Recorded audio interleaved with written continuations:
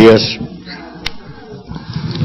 es para mí muy satisfactorio y quiero darle las gracias al comité organizador y a la Sociedad de Perinatología por haberme permitido participar, como otras veces, en este tipo de congresos que para mí creo que es una de las metodologías más importantes en el proceso de la enseñanza.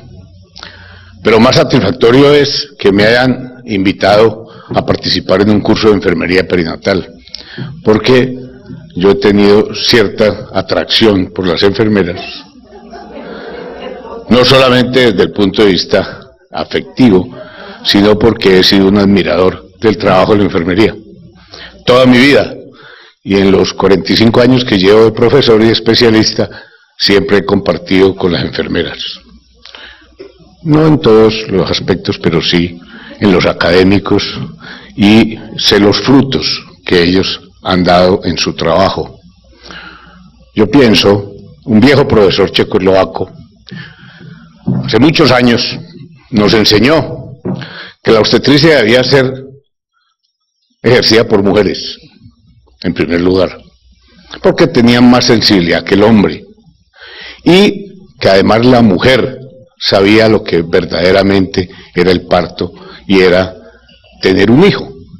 El hombre nunca pudo valorar lo que la mujer ha valorado el parto, de manera que eso es muy importante. Pero yo tengo, pues como les digo, una especial afinidad hacia el grupo de enfermería, y en lo poquito que he podido siempre he colaborado con ellos.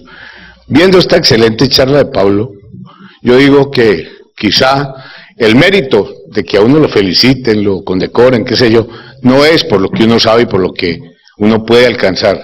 Yo creo que el mérito está en lo que uno puede aportar para formar estos excelentes especialistas, estos excelentes profesores, y a ustedes que trabajan excelentemente en el campo, cada una y cada uno, porque desafortunadamente no veo personal masculino, pero pues muy importante, tal vez no lo alcanzo a ver desde acá, pero es muy importante el que el papel del enfermero y la enfermera es primordial en la atención, especialmente del parto. Es una charla muy simple, la voy a dedicar a las mejores prácticas. Sin embargo, yo creo que cuando vamos a estar frente a un parto, tenemos que enfrentar varias cosas. En primer lugar, ¿cuáles son las pacientes elegibles para tener un parto? Todo el mundo no es elegible para un parto, y a pesar de que el parto, que es un hecho normal, fisiológico, y que se desarrolla pues solito, porque, me perdonan la expresión, pero todos los animales, incluyéndonos a nosotros, paren solos. Y paren solos quiere decir de que es un acto fisiológico, y es un acto que en realidad necesita alguna asistencia, pero solo podría funcionar. De hecho, nos lo han demostrado eso a través de todas las, disculpen, las culturas, las mujeres pariendo completamente solas. Segundo, necesitamos un buen diagnóstico, no solamente de lo que es una presentación, una variedad de posición en lo posible, y evaluación de la capacidad de la pelvis. Yo insisto mucho a los estudiantes, miren, las pelvis no se valoran a los 6 meses, ni a los 7 meses, ni a los 8 meses, las pelvis se valoran durante el parto, y en la fase activa del parto. Yo veo con tristeza cómo estudiantes de medicina, como aún especialistas de medicina, mandan a una mujer a las 36 semanas que para que vean a ver si puede tener un parto o no. Eso es ridículo. Ahora, hay mujeres que desde el primer día ya se sabe que no pueden parir. ¿Por qué? Porque tienen un defecto estructural, o porque son muy pequeñas, o bueno, por alguna otra cosa. Pero generalmente en el 95% de las mujeres pueden tener su parto, y solo en menos de un 5% no necesitan necesitan tener un parto instrumentado, incluyendo pues la cesárea en eso. Luego, definir el sitio de la atención del parto. Y esto sí que es importante, porque yo pienso que el parto, a pesar de que es un evento tan simple, pues es un evento que puede complicarse. Y hay una de las cosas que que decía un viejo profesor uruguayo, decía: la fisiología es muy buena y muy agradable, pero desafortunadamente en el parto se puede volver tormentosa. ¿Por qué? Porque una mujer puede estar perfectamente bien durante su embarazo, entra al parto y puede salir muerta en la sala de partos, o puede morirse después de un parto. Entonces, desafortunadamente, uno debe tratar en lo posible de buscar un sitio adecuado para la atención del parto. Pero no quiere decir de que todo parto tiene que ser institucional, no. Ustedes ven la experiencia que hay en Inglaterra hay una atención domiciliaria del parto excelente, pero ¿cuál es la ventaja que ellos tienen? Una medida importantísima, que es asistir prontamente a un sitio en casos de una complicación, contar con quién le resuelve una complicación en un momento dado. Miren, voy a dar un ejemplo. Hace 3 años, la hija del doctor Edgar Cobo tuvo un parto en Inglaterra, y Edgar, que ha sido mi profesor, a quien he admirado durante toda mi vida, no solamente como estudiante, sino como especialista, Edgar no quería que le atendieran el parto en su casa, siendo que Edgar, ustedes lo conocen todos, fue uno de los primeros que decía que el parto se debía atender en casa. Edgar me llamó un día y me dijo: mira, Carlos, le dije, déjalo que lo atiendan en la casa, es un doctor fulano de tal, que está muy bien, él quiere ir, y ella, Adrianita, quiere que sea en su casa. Bueno, al final no fue en la casa porque el profesor decidió que iba a ser en la clínica, pero Edgar se fue a asistir al parto de su hija porque iba a ser en casa. De manera que no quiere decir que el sitio tenga que ver, pero sí debemos tener por lo menos el recurso de que en un momento dado podamos solucionar una emergencia. Ahora, para mí, lo más importante es la idoneidad de quien está atendiendo el parto, llámese como se llame. Yo he trabajado con muchas enfermeras empíricas. Pues no, yo creo que estoy haciendo una falacia diciendo enfermeras empíricas, pero bueno, digamos unas mujeres que atienden parto y que son empíricas. Con el doctor Alfredo Aguirre en el año 72 hicimos el primer Congreso Mundial de Parteras aquí en Cali, y vinieron 2000 parteras de todas partes del mundo, blancas, morenas, verdes, azules, de todas partes del mundo. Eso fue una belleza de congreso. ¿Qué pasaba en América Latina? De Colombia para abajo, América Latina ha formado parteras, ha formado comadronas, ha formado enfermeras obstetrices, nosotros también, ha formado matronas, ha formado obstetrices. Ya desafortunadamente eso cambió, ya eso lo unificaron todo y lo volvieron una especialidad. Pero sigue existiendo en este momento la especialidad de enfermería perinatal, que es lo más importante. O sea, es muy importante que la persona sea idónea. Y, finalmente, utilizar una metodología apropiada durante la atención del parto. ¿Qué es lo que es metodología apropiada? Es aquella que tenga las mejores prácticas. Pero, acordémonos que las prácticas son todas basadas en medicina evidencial. Pablo mostró claramente cómo la administración de hierro, la administración de ácido fólico, la administración de calcio, etcétera, etcétera, tienen investigaciones muy serias. Desafortunadamente, en las prácticas del parto no se pueden aleatorizar muchas cosas, porque yo no le puedo cambiar la condición a una mujer que quiere tener su parto de pie a que se acueste, y después comparar cómo le fue en el parto de pie o acostada. Yo no le puedo decir a una mujer que no esté acompañada o que esté sola. No puedo decirle eso, ni puedo permitirle eso. Entonces, esa es la limitación de estas prácticas, que tienen una evidencia muy buena, algunas, pero otras no alcanzan o no resisten la crítica de la evidencia. Entonces, la Biblioteca Cochrane y la Biblioteca de Salud Reproductiva y el Colegio Americano de Obstetricia y Ginecología y el Colegio Europeo de Obstetricia y Ginecología decidieron que las mejores prácticas eran aquellas que fueran administradas durante el embarazo, parto y o puerperio, efectivas para reducir morbilidad y mortalidad materno-perinatal, de causas pues prioritarias elementalmente, evaluadas a través de investigaciones serias, no cualquiera que inventa un trabajito ahí y lo publica en el Peneca o en el Gráfico, no, son investigaciones bien hechas, bien elaboradas, bien criticadas, bien discutidas, que sean equitativas, o sea que para toda la población sean iguales, que sean apropiadas culturalmente y aceptables para las mujeres y costo efectivas. Eso es lo que son metodologías apropiadas. Y estas son las metodologías de las cuales hay evidencia, llámese 1, 2, 3 o 4.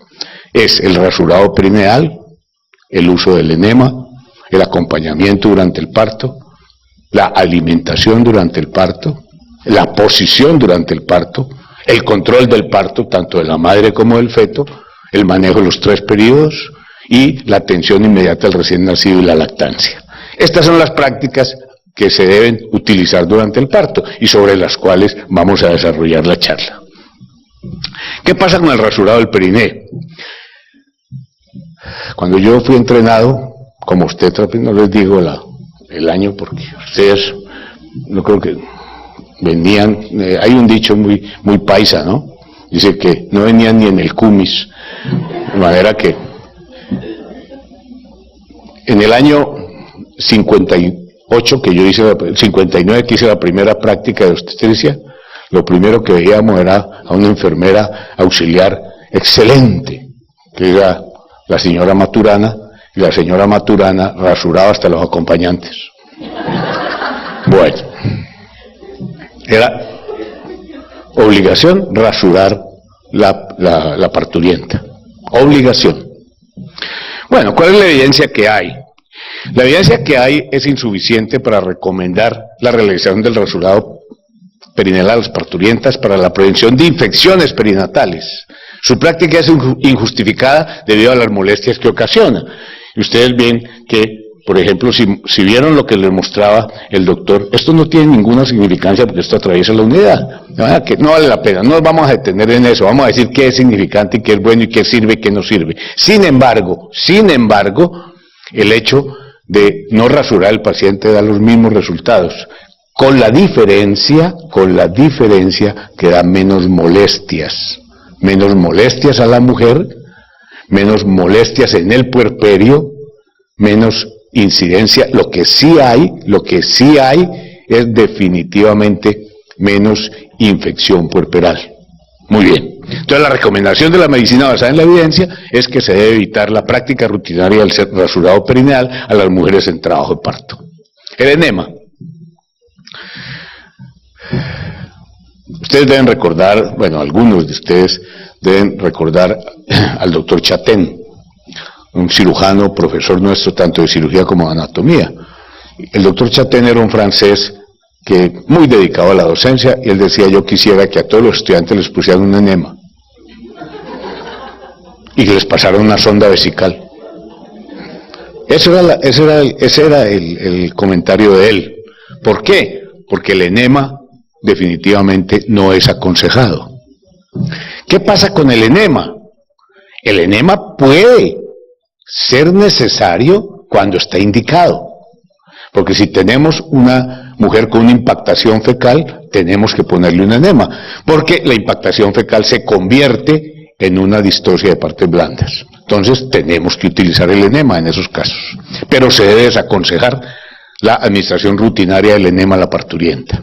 Aplicarlo opcionalmente y decirle a la mujer: le tenemos que poner un enema porque es necesario para usted, porque es necesario para su parto.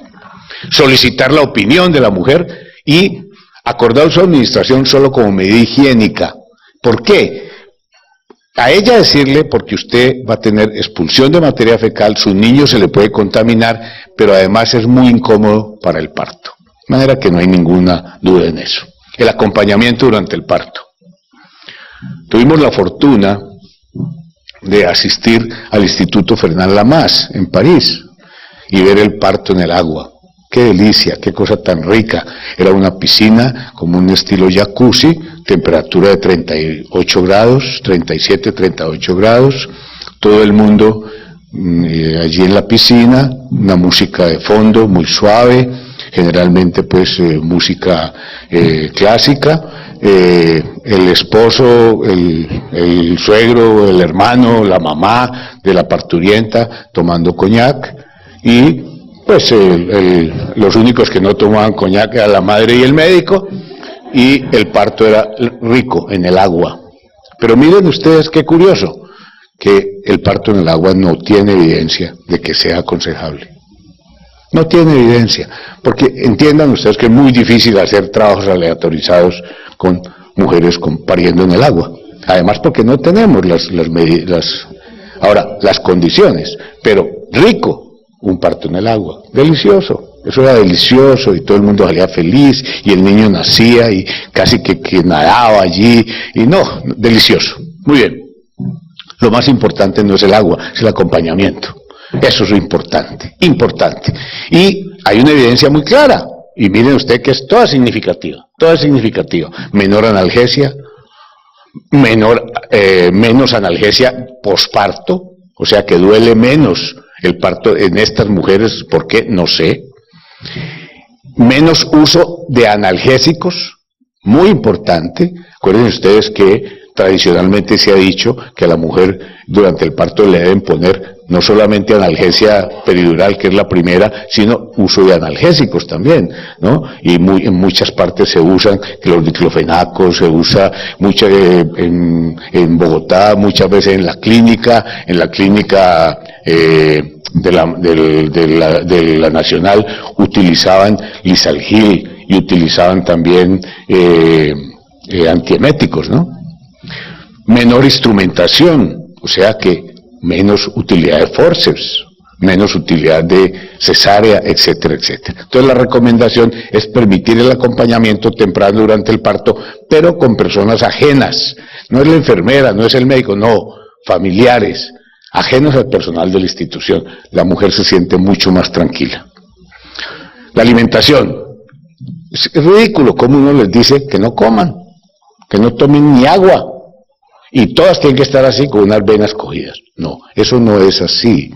La mujer debe tener... Lo que pasa es esto, que la mujer si tiene algún sistema, alguna prevención o algún riesgo que le indica a uno que esta mujer puede complicarse, a esa mujer no se le da la alimentación.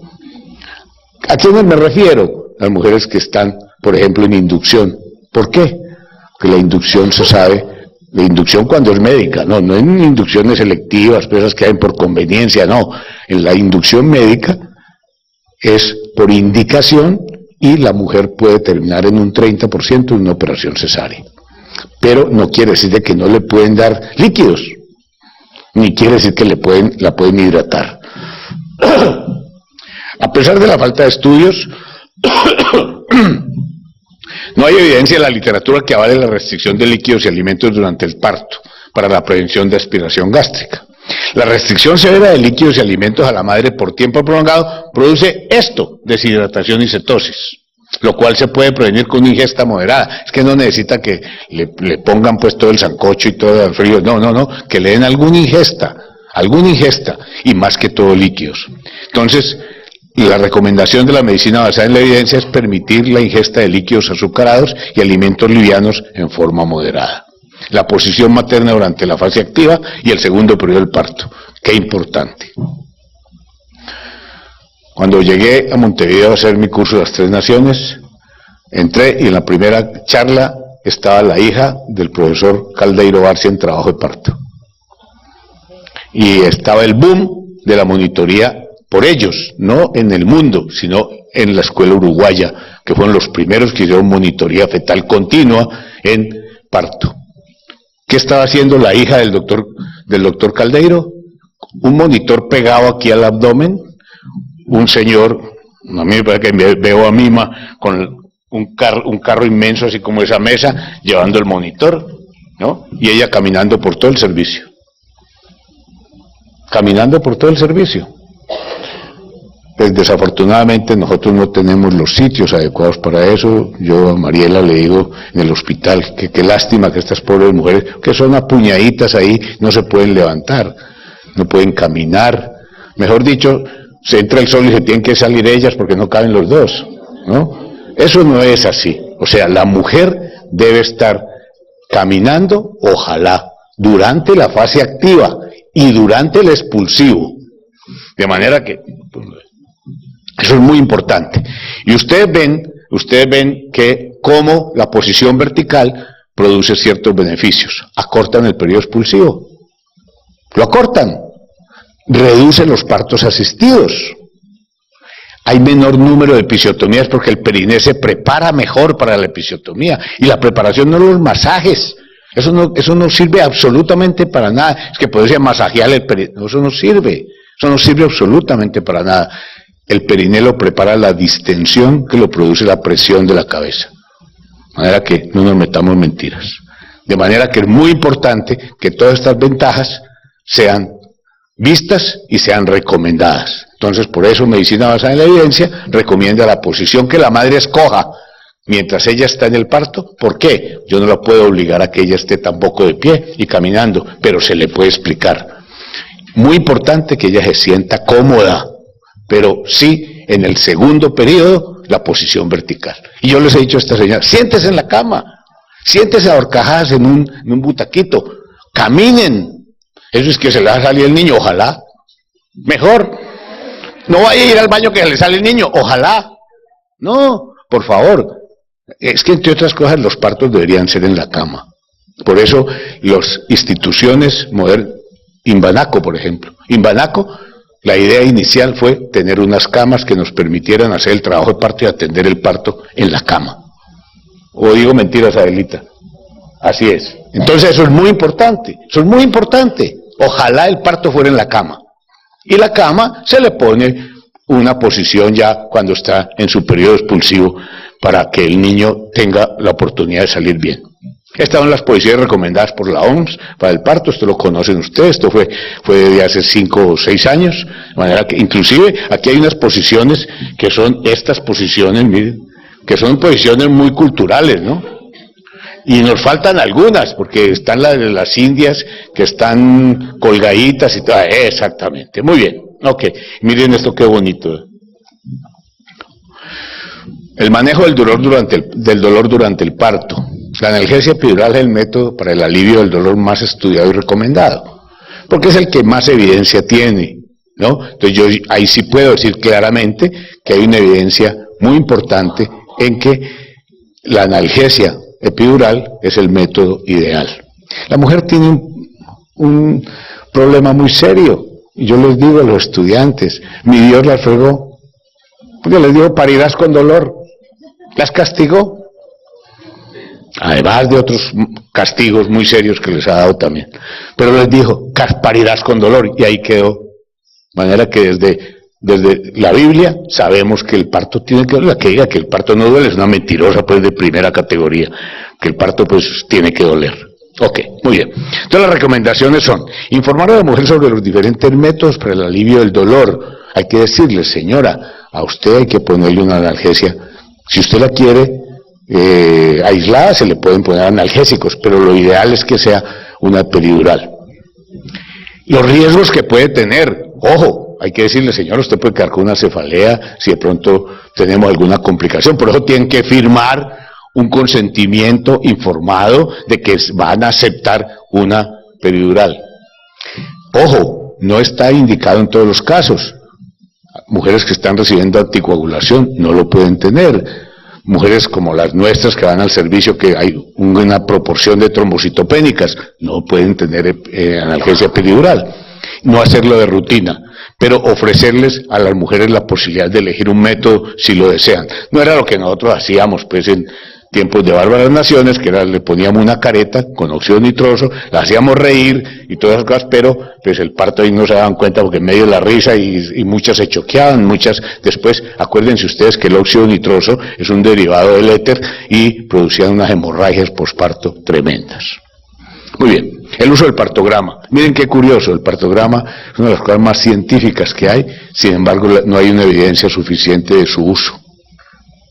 Desafortunadamente, y yo no puedo decir mentiras aquí, pero eso es lo que hay en el 2010. No hay una evidencia suficiente para recomendar el uso de rutina del partograma, pero la recomendación, que es grado C, ustedes saben que la recomendación A y B son las mejores, la recomendación grado C, que es que es por expertos y por trabajos no aleatorizados, ojo, no aleatorizados, es que debe hacerse en todas las pacientes de bajo y alto riesgo y en instituciones que tengan personal entrenado para la atención del parto, como es la enfermera.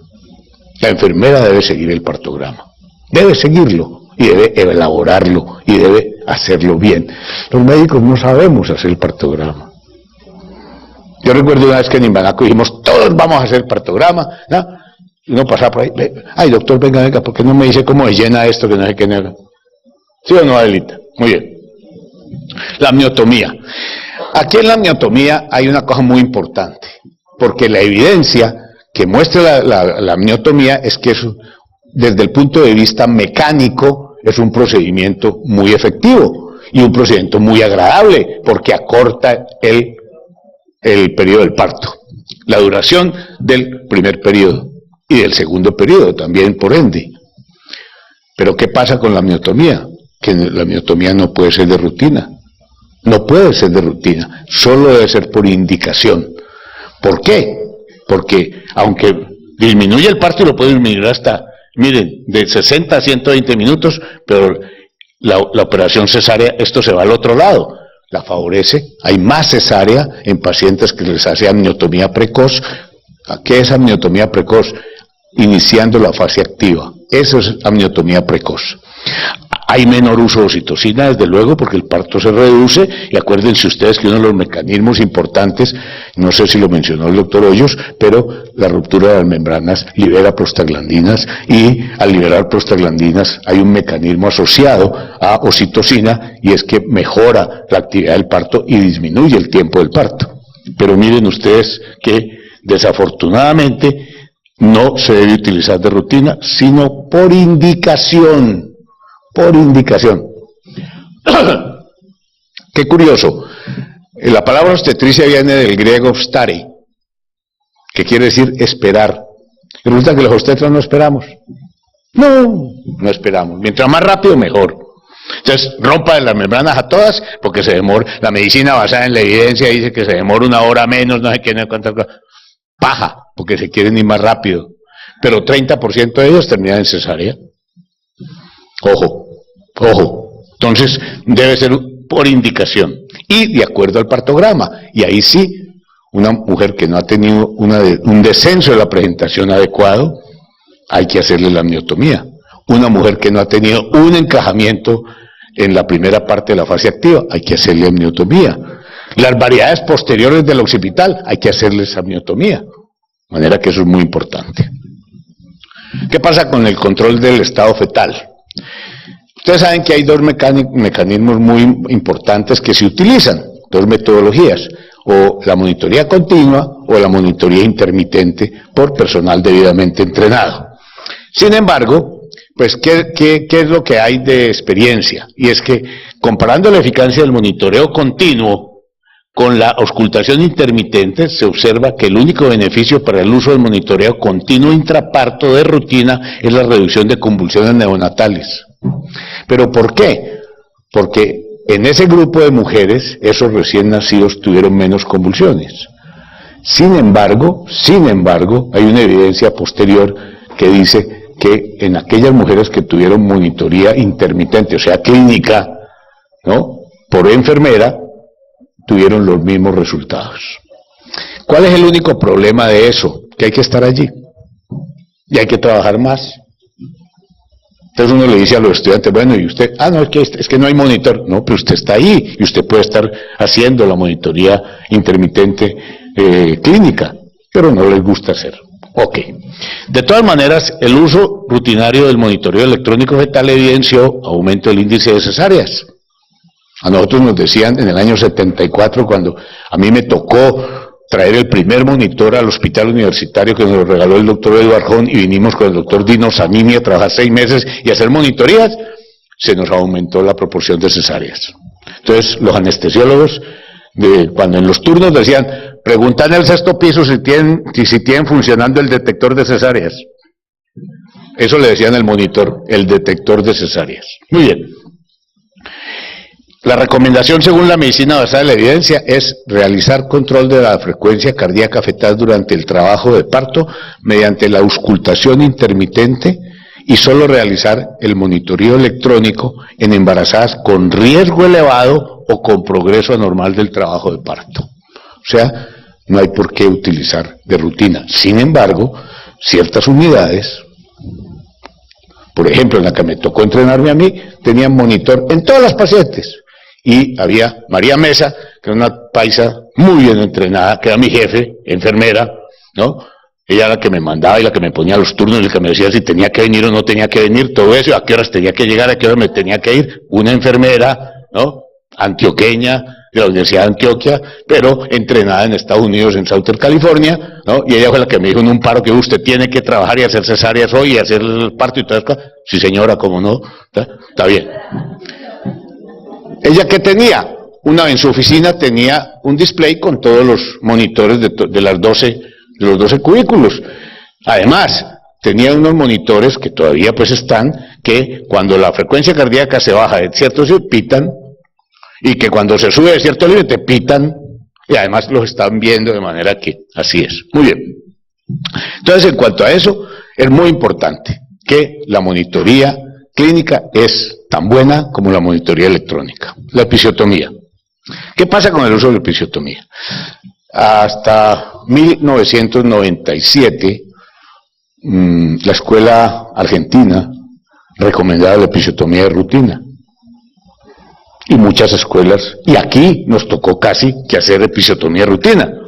Pero después la evidencia demostró que hay menos trauma sin hacer episiotomía, que hay menos necesidad de sutura y que hay menos complicaciones en la cicatrización de cualquier cosa cuando se usa la episiotomía restrictiva. ¿Qué quiere decir eso? Por indicación. ¿En quiénes? Aquellas mujeres en las cuales uno ve que definitivamente el periné no puede distenderse para facilitar la salida de la presentación.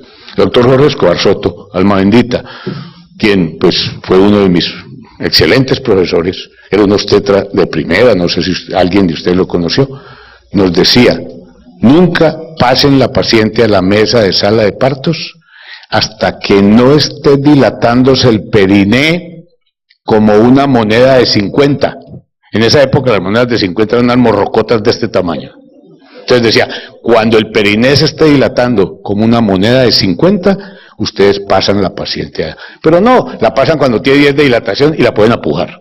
Y eso sí que es peligroso, como veremos ahora. Entonces las recomendaciones es episiotomía restrictiva o selectiva, no suturar desgarros leves o cortes menores. Déjenlos así. Mire, la vulva es lo más agradecido que hay. Es lo más agradecido que hay. Cicatriza de primera. No es necesario realizar sutura continua con material absorbible sintético, siempre. Nosotros seguimos usando Calgut, en todas partes se usa Vicryl. Pero bueno, muy bien. Contacto precoz madre recién nacido. ¿Qué pasa con la madre? Inmediatamente se expulsa el feto, no sé, perdón, creo que se me fue esta antes, que es el manejo activo del tercer periodo del parto. Ya el doctor Hoyos les mencionó cómo se hacía el manejo activo del tercer periodo del parto. Nosotros lo hacemos con oxitocina. Nosotros lo hacemos con oxitocina endovenosa. Hace más o menos unos par de meses hubo una discusión muy importante sobre el uso de la oxitocina, si es endovenosa o es intramuscular. Se llegó a la conclusión de que el uso endovenoso no tiene mayores problemas versus uso intramuscular. Además, si es en una institución que pues tiene algunos recursos importantes de alguna complicación. El doctor Norwitz, hace unos 3 años, en el Congreso Mundial de Perinatología del Tercer Mundo, que se hizo en Cartagena, pues porque nosotros nos meten en el tercer mundo, lógico, decía el doctor Norwitz: nosotros no usamos la oxitocina endovenosa en bolos. ¿Usted qué? Porque éramos los conferenciantes. Él decía no y yo decía sí. Entonces ustedes como, doctor, la venimos usando desde 1958 sin ningún problema. Nosotros casi que usamos la oxitocina desde que de Viñó la diseñó. De manera que nunca hemos visto problemas mayores con la oxitocina. Pero ojo, no quiere decir que no los haya. Entonces, pero es muy importante. Hay menor necesidad de transfusiones durante el posparto, ya les dijo el doctor Hoyos muy claro, menor hemorragia posparto, él dijo, por ejemplo, frente a ergometrina y a oxitocina, las prostaglandinas no previenen la hemorragia posparto, sin embargo la oxitocina y la ergometrina sí la previenen. O sea que las recomendaciones de la evidencia disponible es ofrecer manejo activo del alumbramiento en los partos vaginales para la prevención de la hemorragia posparto. Hay dos cositas en el manejo activo. Uno es el pinzamiento del cordón, que inicialmente se recomendó que debía ser rápido. No, ya en este momento debe ser a los 60 segundos y en algunos casos, especialmente en prematuros, debe ser cuando el cordón deje de pulsar. Y solo en incompatibilidad RH debe ser inmediato. Y la tracción sobre el cordón no es ponerle un ladrillo al cordón, no, es hacer una tracción suave, mantener el cordón tenso. ¿Que eso qué hace? Facilita que la placenta y las membranas se deslicen. Yo siempre les digo, doctor, no haga, por ejemplo, aquí no hemos, porque no hay evidencia de la revisión manual de rutina, no hay evidencia, pero la revisión manual de rutina no debe hacerse. ¿Por qué? Porque usted ve que las membranas salen completas cuando se deslizan en forma de cono invertido. Entonces, cuando se deslizan como un cono invertido, es que salen completas. De manera que eso es muy importante. Entonces, el contacto precoz madre recién nacido es importantísimo, se asocia con beneficios en cuanto a lactancia y beneficios pues, desde el punto de vista de relación madre-hijo. Todos son beneficios recomendables. La duración de la lactancia hasta los 6 meses es mucho mayor, que eso es muy importante. Y hay, pues lógico, el vínculo es mucho mayor, se acorta la duración del llanto del recién nacido, imagínense, con la lactancia, y estas son evidencias que son bastante significativas, porque son dobles de BIOS estándar, que son muy significativos, y la estabilidad cardiorrespiratoria del recién nacido es mejor, duerme mejor. O sea, la lactancia precoz es muy importante. ¿Cuáles son las recomendaciones? Inmediatamente después del parto, se coloca el recién nacido sobre el abdomen de la madre, se seca y cubre con una toalla seca, y su madre deben estar juntos. El alojamiento en conjunto es muy importante. Entonces, ¿qué recomendaciones tenemos según la medicina basada en la evidencia? 1. Instruir la embarazada en el reconocimiento de los signos del verdadero trabajo de parto. Uno de los problemas que tenemos es que las mujeres no saben cuándo inician trabajo de parto. Y peor, los médicos. ¿Por qué? Porque ya la palabra preparto, por favor, desapareció, ¿no? Acuérdense ustedes, con la clasificación de Freeman de la fase latente y la fase activa, no se utiliza la palabra preparto. Los estudiantes me dicen, y cada rato, paciente en preparto, ¿cómo sí que en preparto? Ah, sí, que está ya casi así. Entonces, ¿qué quiere decir preparto, doctor? Todo el tiempo que hay antes del parto, que es desde la primera semana hasta las 40 semanas. Eso es preparto, antes del parto. Pero el preparto no existe ya. Existe fase latente o fase activa. Y otra cosa más. Acuérdense ustedes que el código de diagnósticos de especialidades médicas no tiene la palabra preparto, sino que tiene falso trabajo de parto. Muy bien. Ofrecer a la gestante apoyo físico, emocional y psicológico, y permitir la permanencia en forma continua de una persona elegida por la parturienta que la acompañe. Facilitar que la gestante deambule libremente de acuerdo a sus necesidades y preferencias y que adopte la posición que esté más cómoda. Permitir la ingesta de líquidos azucarados y alimentos livianos en forma moderada. No realizar hidratación endovenosa para todas las mujeres en trabajo de parto. Y reservarla solo para las gestantes deshidratadas con vómitos, con conducción anestésica u otras indicaciones precisas que requieren vía endovenosa, por ejemplo, oxitocina. Y como estamos hablando del parto normal, no hablo de sulfato de magnesio y esas cosas, porque pues, hablo del parto normal. Limitar el número de tactos a los mínimos imprescindibles, aconsejando no realizar más de 1 cada 3 horas si no se considera necesario. Por favor, una condición muy importante. Lavémonos las manos para hacer el tacto. Ni siquiera el guante es importante. Si las membranas están íntegras, puede ser un guante común y corriente, no estéril. Pero lavémonos las manos. Nosotros les llevamos la infección. Utilizar el partograma como elemento objetivo para el manejo del segundo periodo, porque sabemos que nos sirve. La amniotomía precoz solo por indicación.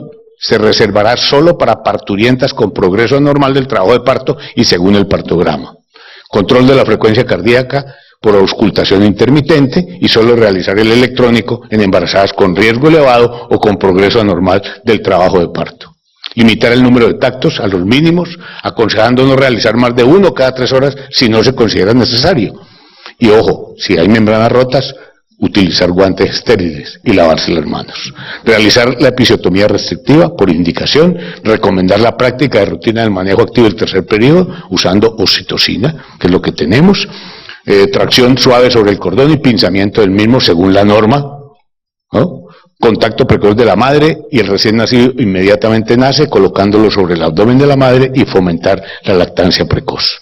Para terminar, tengo esto de prácticas no recomendadas: el enema, el rasurado y los líquidos endovenosos de rutina, posición en decúbito ventral durante el primer periodo del parto. Acuérdense ustedes que el decúbito ventral produce muchos problemas, hipotensión, menor liberación de oxitocina, etc.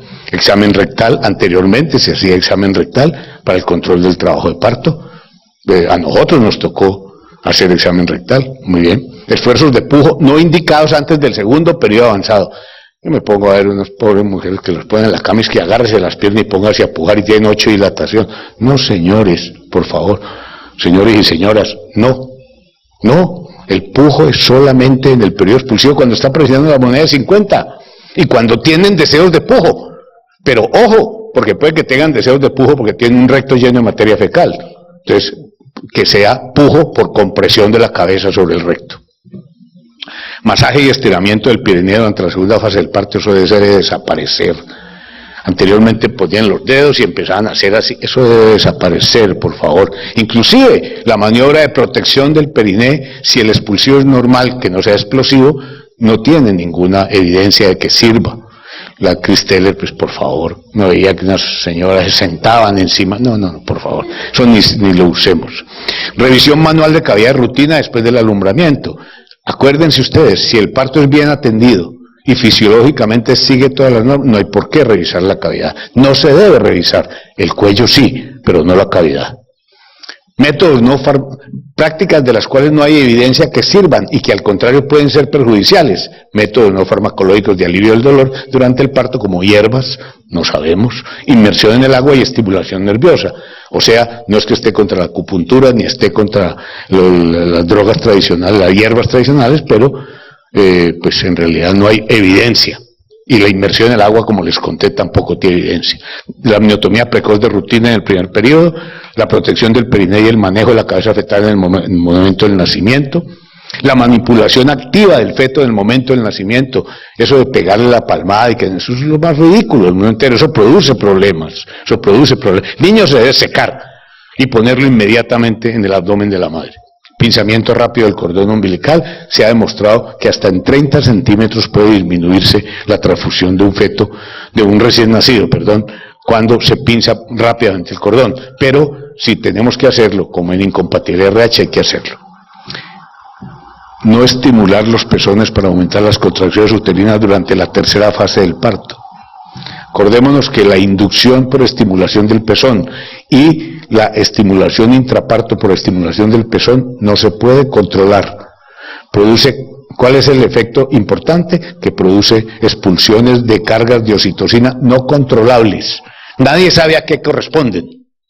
O sea que podemos provocar un problema en lugar de tener un beneficio. Y esta frase del doctor Ricardo Fecina, director del TAP, es muy importante. Es más fácil ignorar lo evidente que cambiar lo tradicional. Muchas gracias.